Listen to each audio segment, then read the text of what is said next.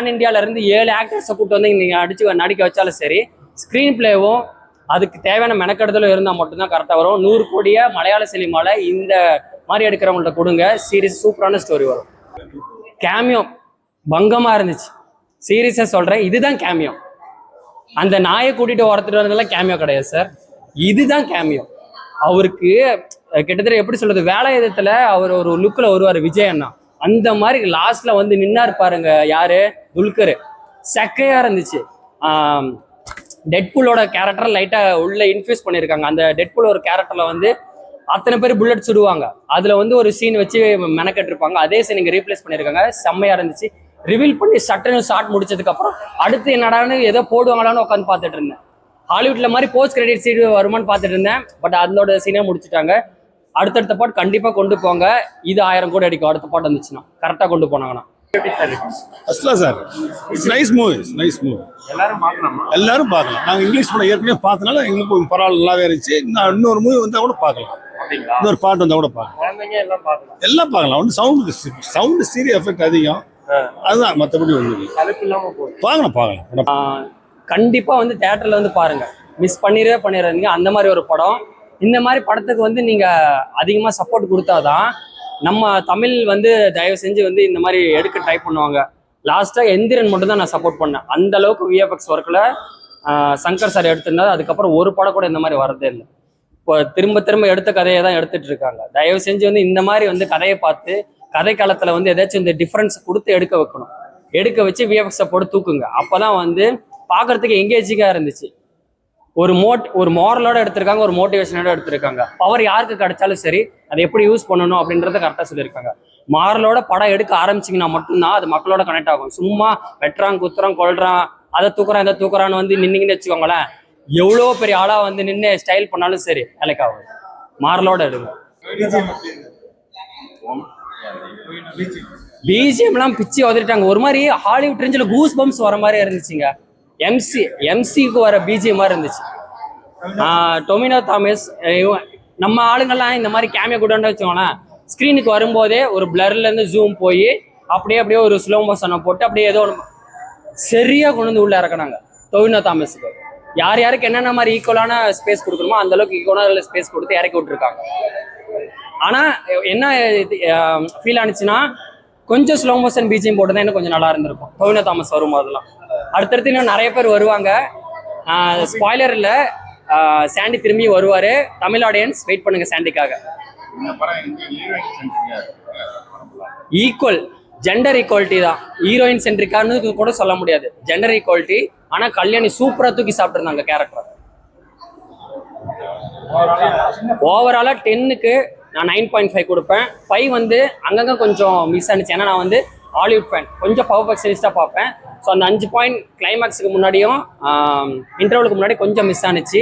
அது கொஞ்சம் பில்டப்பு. பட்டு 10க்கு 9.5 கொடுப்பேன்.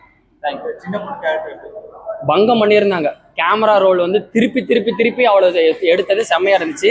ஏ சர்டிஃபிகேட் கொடுத்த அந்த படம் பார்த்தா அதுல ஒண்ணு கூட இல்லை. இங்க செதுக்கி வச்சிருக்காங்க ரத்தம் தெரிக்கிறது எப்படி இருக்குது. இங்க வந்து கத்துக்கோங்க மலையாள சினிமா கிட்ட, தமிழ் ஆடியன்ஸும் தமிழ் டேரக்டர்ஸும்.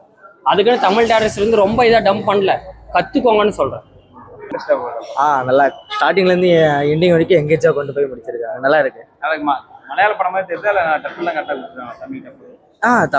மலையாள படம் மாதிரிலாம் தெரியல, தமிழ் படம் மாதிரியே தான், நல்லா தான் இருக்கு. ஆனா செம்மையா விஎஃப்எக்ஸ் எல்லாம் பண்ணிருக்காங்க. தியேட்டர்ல எக்ஸ்பீரியன்ஸ் பண்ணா நல்லா இருக்கும்.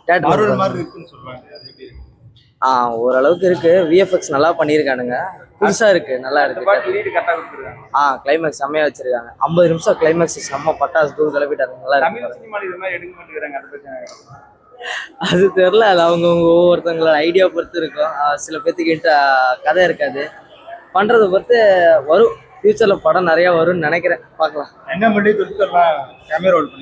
ஆமா, நான் கிளைமேக்ஸ்ல வந்திருக்காங்க, அது நல்லா இருக்கு. அந்த சீன்லாம் தியேட்டர் நல்லா இருக்கு. சரி, படம் சூப்பர். தியேட்டர்ல வந்து பாத்தீங்கன்னா நல்லா இருக்கு. படம் எப்படின்னா இருக்கு? நல்லா இருக்கு. பிடிச்சிருக்கு. சூப்பரா இருக்கு. நல்லா இன்ட்ரெஸ்டா இருக்கு. பரவாயில்ல, நல்லா இருக்கு. சூப்பரா இருக்கு. இன்ட்ரெஸ்டா போதா? பரவாயில்ல, பார்க்கலாம். நல்லா இருக்கு. இன்ட்ரெஸ்டிங்கா போதா? இன்ட்ரெஸ்டா இருக்கு. சார் படம் எப்படி? சூப்பர். பிடிச்சிருக்கா? பிடிச்சிருக்கு. படம் எப்படின்னா இருக்கு? மூவி நல்லா இருக்கு. ஸ்டோரி கொஞ்சம் இன்ட்ரெஸ்டிங்கா இருக்கு. அப்படிங்களா?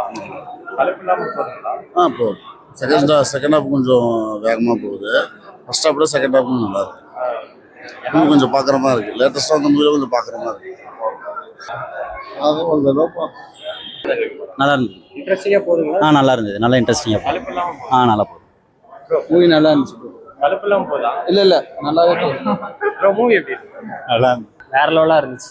ஆக்சுவலாக ரொம்ப நாள் கழிச்சு வந்து ஒரு மூவி எண்டு முடிச்சுட்டு எந்திரிச்சு வர முடியாத அளவுக்கு ஒரு சினிமாட்டோகிராஃபி இருக்கட்டும், கேரக்டரிஸ்டாக இருக்கட்டும், அந்த ஃபிலிம் மேக்கிங்காக இருக்கட்டும், எடிட்டிங்காக இருக்கட்டும், மியூசிக்காக இருக்கட்டும், எல்லா விதத்துலையுமே வந்து பார்த்தீங்கன்னா அந்த கேரக்டரோட நம்மளை வந்து ஒன்றிணைச்சிட்டாங்க. ஸோ எப்படி இருக்குன்னா, நான் தான் அந்த மூவியில் வந்து ஒரு சூப்பர் ஹீரோ மாதிரியே இருந்துச்சு. ஏன்னா தான் ஃபீமேல் லீடாக இருந்தாலும் நான் அந்த இடத்துல இருந்து பண்ண மாதிரியே இருந்துச்சு. ஸோ சூப்பராக இருந்துச்சு. எனக்கு எந்திரிச்சு வர வந்து மனசில் லாஸ்ட்டாக நான் எந்த படத்தை அப்படி ஃபீல் பண்ணேன்னா, இவரோட படம் யார் அது, புஷ்பா 1ல் அது முடிச்சு எந்திரிச்ச தோணவே இல்லை. அடுத்து என்னன்ற ஃபீலிங்லேயே இருந்துச்சு. அதே ஃபீலிங்கை ரொம்ப நாள் கழிச்சு ஒரு படம் கொடுத்துருக்கு.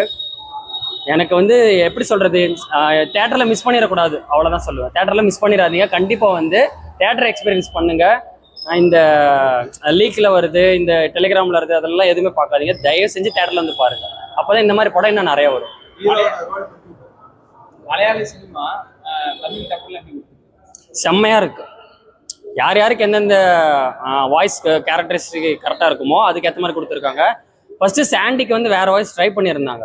அப்புறம் செகண்டில் வந்து கொஞ்சம் கட் பண்ணிட்டு தமிழ்லேயே பேச வச்சு தமிழ்லேயே அவரோட வாய்ஸை கொடுக்க வச்சுட்டாங்க. அது வந்து இன்னும் கனெக்டாக இருந்துச்சு. சாண்டியோட வாய்ஸ் கனெக்டாக இருந்துச்சு. ட்ரைலரில் வந்து சூப்பர் மூவின்னாங்க. எனக்கு எப்பயுமே வந்து பார்த்தீங்கன்னா மலையாள மூவியில் ஸ்க்ரீன் பிளே கரெக்டாக இருக்கும். ஒரு ஃபர்ஸ்ட் ஹாஃப்லேயே வந்து ஒரு அரை மணி நேரத்துல கதை என்னன்னு தெரிச்சிருவாங்க, சொல்லிடுவாங்க. சொன்னதுக்கு அப்புறமேட்டு என்னடா கதை இருக்குன்னு யோசிக்க வச்சு உட்கார வைப்பாங்க. அது எப்பயுமே எனக்கு மலையாள சினிமாவில் பிடிக்கும். ஸோ அதுக்கேற்ற மாதிரி தான் வந்து உட்காந்து பார்த்தேன். சீரியஸாக ஒர்த்தாக இருந்துச்சு. கரெக்டாக கொண்டு போனாங்க. தமிழ் ஆடியன்ஸ்ல கனெக்ட் ஆகும். கண்டிப்பாக ஆகும். சாண்டி வச்சு செஞ்சுருக்காரு. லியோக்கு அப்புறம் லியோ பார்த்து தான் இந்த டைரக்ஷன் வந்து அவரை சூஸ் பண்ணியிருப்பாங்கன்னு நினைக்கிறேன். ஏன்னா லியோல இருந்த பர்ஃபெக்டான ஒரு ரோலை எக்ஸ்டெண்ட் பண்ணி கொடுத்துருக்காங்க. சாண்டி சாகல வருவார்.